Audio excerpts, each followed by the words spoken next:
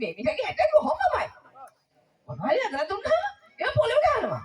ඔබේ අම්මා ඉතින් අපි අම්මා මේ මගේ අම්මට මොකුත් කියන්න එපා. මේ තමසේ හිර වෙලාද? මොනවද බොන්නේ මොනවද?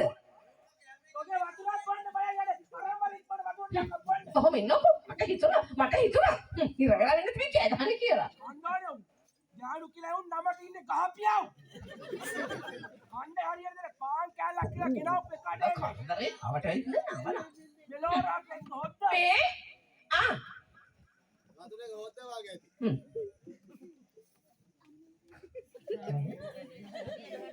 කොහොමද වෙනස්නේ?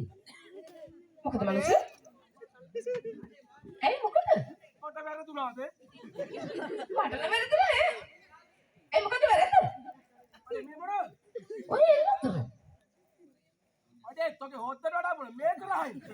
හා පොඩ්ඩ හැදුවේ තෙල දුක්කල තමයි මිනිහෝ. ඉතකි. ඔය ඒකත් පොළවේ ගහන මේ මිනිහට මොන මට යකින් බැලලා දන්නේ නැහැ. ඔබේ අම්මා මේ මගේ අම්මට මොකද කියන්නේ බෑ තේරුණාද? මගේ අම්මට බයින්නේ.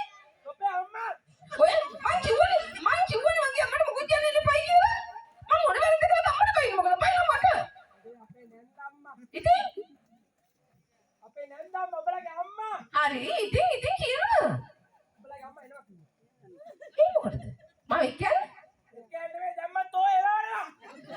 අහවල් එකද මිනිහෝ මාව එළවන්නේ වැරද්දක් නැතුව. ඔබ ඉතක ජීව කන්න බෑ.